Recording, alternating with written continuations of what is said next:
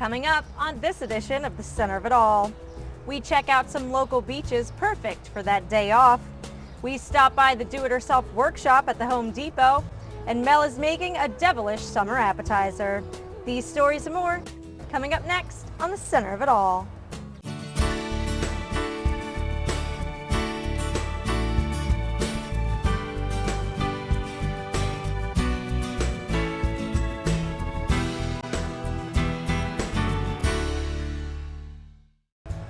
Hello and welcome to the Center of It All. We're at the Lamont Farmers Market, where people are taking advantage of what our Central PA farms have to offer. You may think that Pennsylvania, being a landlocked state, means you have to travel to the coast to go to the beach, but there are some lovely spots right here in our area. OnlyInYourState.com has got an array of articles about each state in the U.S., from attractions to eateries and off-the-wall stories. If it's interesting and happening in your state, they've got the details. Recently, Only in Your State posted an article of 7 gorgeous beaches in PA. Although we don't have a coastline, our state has a number of lakes and reservoirs giving us access to beautiful shoreline. Number 1 on that list is Rush Township's very own Black Mushannon State Park. You kind of have to be wanting to come to Black Mushannon to get here, because we're set out of the way. We don't get large crowds from any city, so it's a special trip to come up to Black Mushannon, but it's definitely worth the trip. And you can see we have a beautiful beach, and then also if you come to the beach, there's a lot to explore as far as trails. We have a lot of rental cabins in the campground, so a lot of people come not only for the beach but also to go explore. There has been a man-made beach on this lake for quite some time. It's been here, not in the exact form, but it's been here since the 30s. Or there's been a beach at Black Mushannon State Park since the 30s. It actually used to be across the lake, and there used to be a big diving platform back in the 30s. Then they, I think sometimes in the 60s, they moved it over to this side of the lake, and there's been small changes. Our wash house, which is very nice on the inside, was rebuilt in 2002, so there's been upgrades, but it's been here since the 30s in some state. The great thing about this beach is that you won't be fighting crowds like you would find at the popular ocean beaches. On the weekends, it's fairly busy. We'll get a few hundred people, maybe 600 people a day at the most on a really hot, really busy weekend. During the week, we get anywhere between 50 to 200 people on a normal weekday. So it's a really nice place, not too crowded and not too crazy, to bring your family out and be able to enjoy it and not have to worry about shoulder to shoulder crowds like you'll see down in Ocean City or some of the ocean beaches. Unique to Black Mushannon State Park is the large bog area. We have a bog natural area. It is a wetland area that has a lot of unique plant and animal species that live in it. So it's just a unique environment and habitat for Pennsylvania. There's not many. This natural feature gives the lake its unique look. If you ever come swimming here, you'll notice, or if you take a look now, you'll notice that the water is black. That is from the bog itself.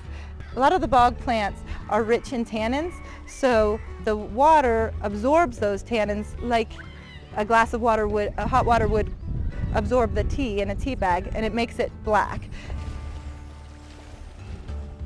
Coming in second is another local state park, the Joseph Foster Sayers Reservoir in Bald Eagle State Park. The lake is 1,700 acres. It's 23 miles of shoreline and almost 8 miles long. So it's quite a big lake. It's our dominant feature here at the park. The beach at Bald Eagle State Park is quite an attraction, but there are so many different activities to be done out on the lake. Anything water related, really. We have unlimited horsepower lake here, so you can bring your boats out with the larger engines. We have a speed limit of 45 miles an hour, but you can still do tubing, skiing, fishing, all sorts of boating activity. Anything water related, really. What makes this beach so special? Maybe it might be the backdrop. I mean, we have the 1,700 acre lake for the Foster Joseph Sayers Lake. It's a beautiful lake. That could be the big reason. Our maintenance staff and our park staff, they put a lot of effort into maintaining the lake and how it looks and everything. So there's a lot of reasons why people like coming here, really. If it's a beautiful day out, they'll be here swimming. Besides relaxation, the Joseph Foster Sayers Reservoir is great for sports and recreation. I like the fishing. I'm a big outdoorsman, and I like the fishing. And there's like I said, 23 miles of shoreline, a lot of fishing opportunities. So even if you can't get away, there are still perfect beach destinations close to home. To check out all the beaches that made the list, visit our Facebook page where we posted the article. Now coming up on the center of it all, we get creative with some ladies at the Home Depot. Welcome back. The do-it-yourself workshops at the Home Depot are getting you familiar with the power tools used in creating an outdoor oasis. For DIY projects, the internet is a fabulous resource. And for a lot of ladies out there, I'm sure there were times where you spent hours searching Pinterest. But when it came time to assemble the usable work of art, it was a flop. Here's where the Home Depot comes in. Home Depot offers a variety of different workshops during the month. We have a kids workshop on the first Saturday of the month, and then of course every Saturday and Sunday we have a how-to workshop featuring a variety of different projects from toilet install to paint, drywall repair, and then we also on the third Thursday of every month we have our do-it-yourself workshops where we do everything from kitchen updates to little craft projects that you might find on Pinterest. That's right. They will supply you with the tools, material, and instruction to make your home the DIY haven you thought only Martha Stewart could accomplish. Tonight we're making the outdoor serving station. It features, it's like a 2x2 roughly box where you can put like drinks in it and other supplies to make for outdoor entertainment. You can also use it as a little secretary's desk. You can even use it as some of our workshop participants are using tonight as a makeup station. So it's basically anything you want it to be. These projects aren't assembled with just glue or a needle and thread. Tonight we're working with cordless drills, plywood, pine boards, even got some hardware that we're using as well, from chains and hooks and hinges. But there is no need to have experience with power tools because the friendly staff at the Home Depot will happily assist you. I'm usually running, back and forth from table to table, helping the attendees with everything from how to use a power tool to just answering, simple questions about, why are we using like this particular product over that particular product, or what does this thing actually do? Other than coming home with a beautiful finished project, these do-it-yourself workshops give you a chance to spend time with friends and even make new ones. The Home Depot do-it-yourself workshops are held the third Thursday of every month. Visit homedepot.com/workshops to register. Now when we come back on the center of it all, Mel is hard cooking a summer favorite. Welcome back to the center of it all. We're at the Lamont Farmers Market and Anna has got our next story. Mel will be cooking up a summertime fan favorite, and we have any ingredients you need for future recipes.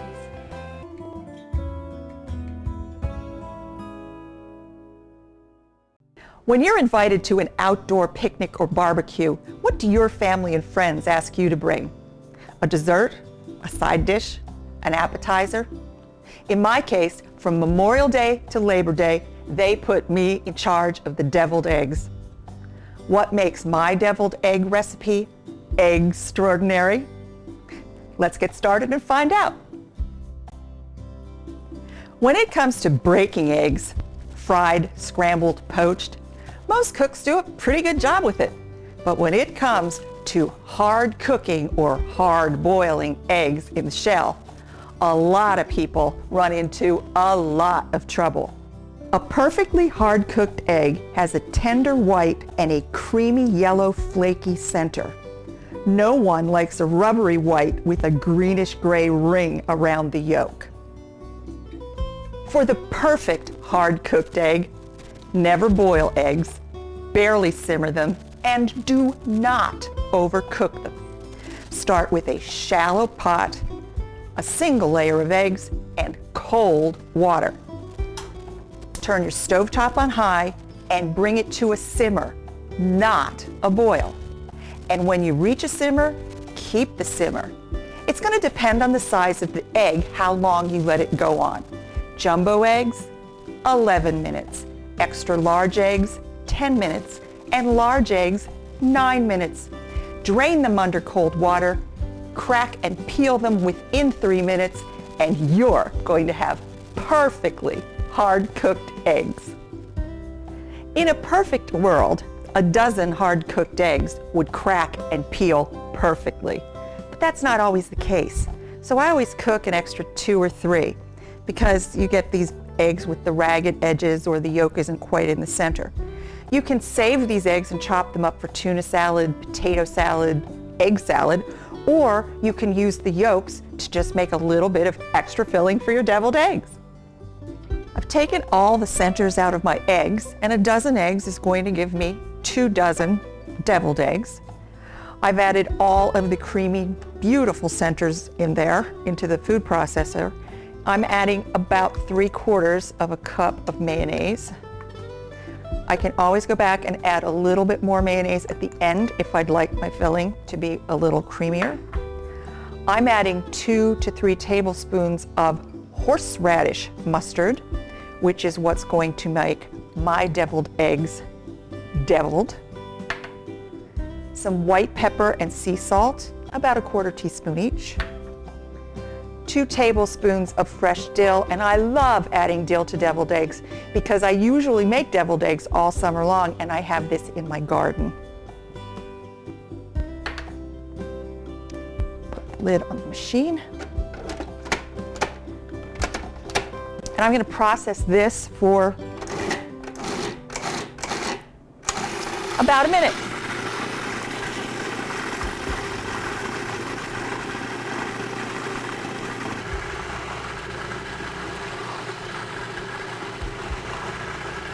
That's looking great. And now at the very end, one of my secrets is to add 2 tablespoons of melted salted butter, which is going to make these really rich and creamy.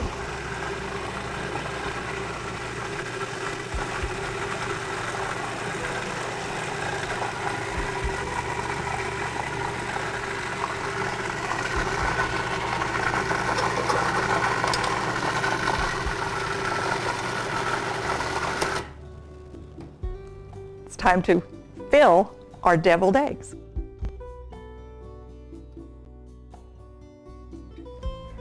Of course, you can just spoon the filling into your deviled eggs, but I like mine to look really elegant. So what I've done is I've put about half of my filling in a pastry bag fitted with a star tip. You can use the clipped out corner of a food storage bag as well, and I'm just going to start filling my centers.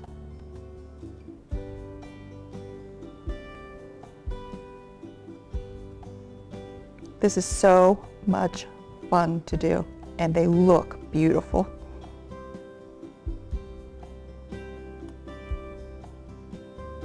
Let's straighten him out a little bit.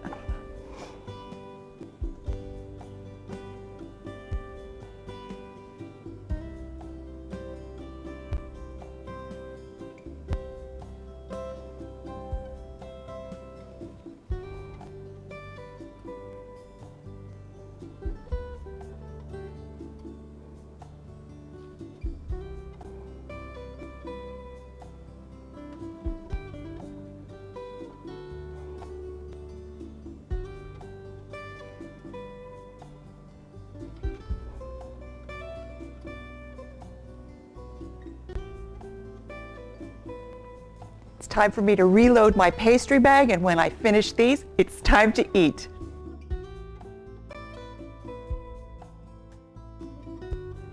Culinarily, the word devil describes spicy food or hot and spicy food. To devil means to mix food with spicy food.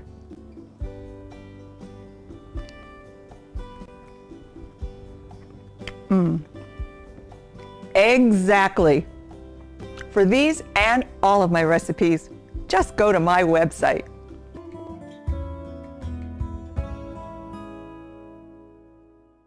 Just so you guys know, Mel had to make 4 dozen eggs to get an overcooked batch. And sometimes you can find eggs here at the Lamont Farmers Market on Wednesdays from 3 to 7. And we'll be back with more after this. Welcome back. Aimed at helping our web-footed friends is the State College chapter of the Delta Waterfowl Foundation. Andrew Callista has got the details.